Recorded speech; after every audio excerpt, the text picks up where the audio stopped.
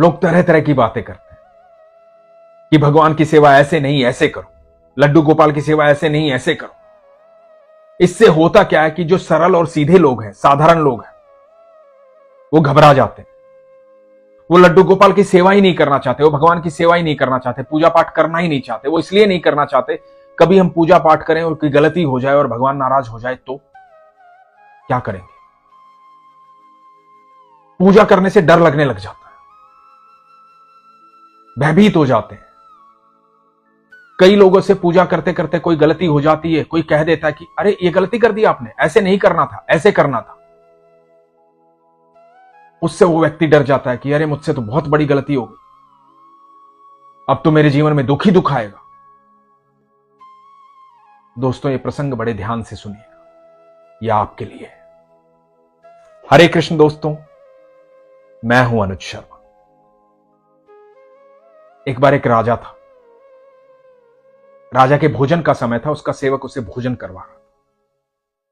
भोजन करते करते राजा को सब्जी की आवश्यकता पड़ी, तो सेवक जो है वो सब्जी परोस रहा था। सब्जी परोसते परोसते उसका हाथ हिल गया, सब्जी छलक करके राजा के वस्त्रों पर गिर गई। जैसे ही वस्त्र पर राजा की सब्जी गिरी, राजा की त्योरियां चढ़ गई। सेवक ने देख लिया कि राजा क्रोधित हो गया, नाराज हो गया,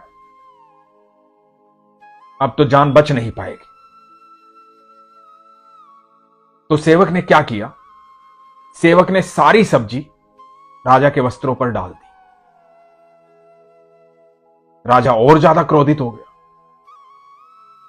राजा ने बोला कि ये तूने क्यों किया, पहले थोड़ी सब्जी गिरी थी, अब तूने सारी डाल दी, क्यों किया तूने ऐसा। तो सेवक ने कहा कि महाराज, मेरे हाथ से छलक करके थोड़ी सब्जी आपके वस्त्रों पर गिर गई थी, आपको क्रोध आया था, मैं समझ गया था कि आपको क्रोध आया है, अब आप मुझे सजा देंगे।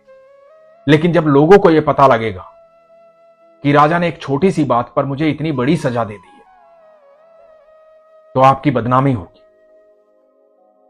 और मैं आपको बेहद प्यार करता हूं,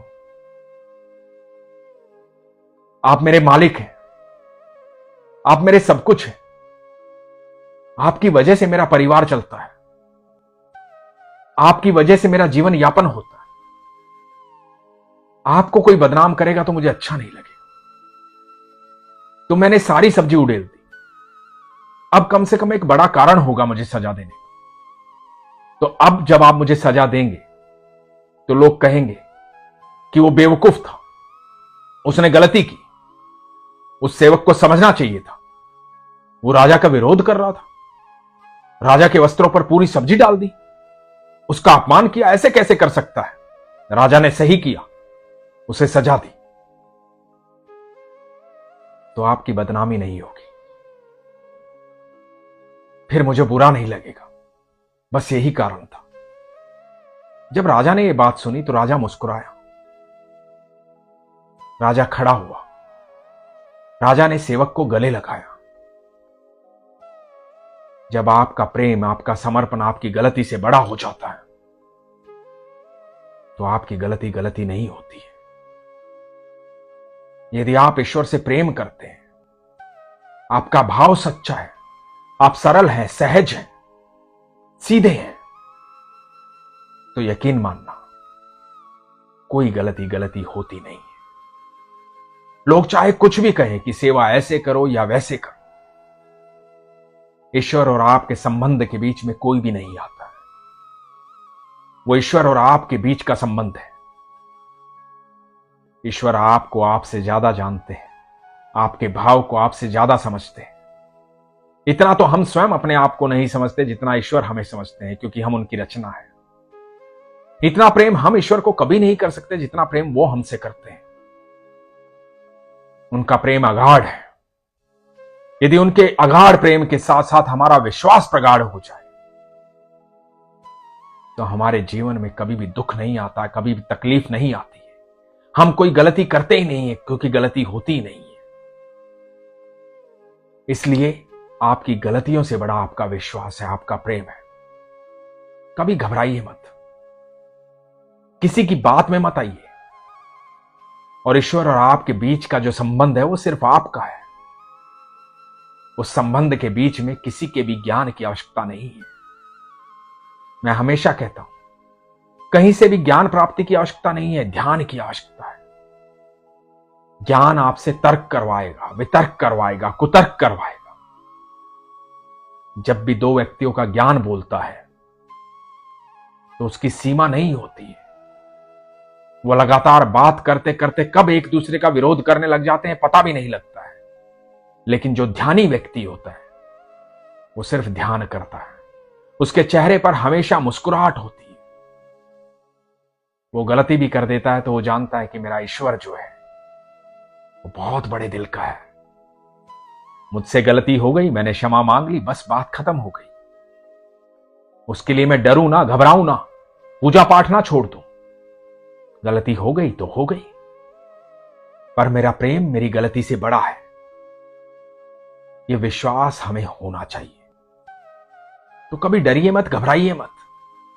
कौन क्या कहता है क्या नहीं कहता है उसे छोड़िए। आप अपना संबंध सिर्फ ईश्वर से बनाइए, क्योंकि ईश्वर आपको आपसे ज्यादा समझते हैं, आपसे ज्यादा प्रेम करते हैं। इसलिए आज के बाद कभी शंका मत कीजिएगा। यदि आपको लगता है कि कोई गलती आपसे हो गई है तो अपने ईश्वर के पास बैठिएगा, उनसे क्षमा याचना कीजिएगा। यकीन मानिएगा, जैसे ही आप अपनी गलती के लिए क्षमा मांगते हैं आप तुरंत माफ कर दिए जाते हैं।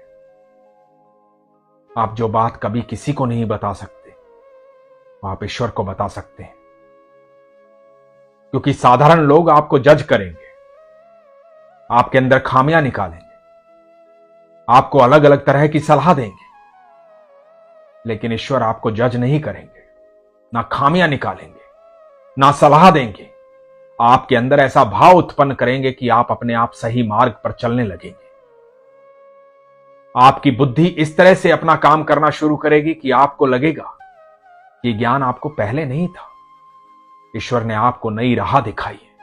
इसलिए आज के बाद मन की कोई भी बात हो, ईश्वर से कहते वक्त घबराइए मत, क्योंकि वही हमेशा आपके साथ होते हैं, हर पल साथ होते हैं, हर क्षण साथ होते हैं। ईश्वर से घबराना नहीं है, डरना नहीं है। ईश्वर से प्रेम करना है, अपना संबंध प्रगाढ़ करना है। और वो कैसे हो सकता है? विश्वास से। इसलिए हमेशा कहता हूं, अपने विश्वास को मजबूत रखिए, अपना ख्याल रखिए। हरे कृष्ण।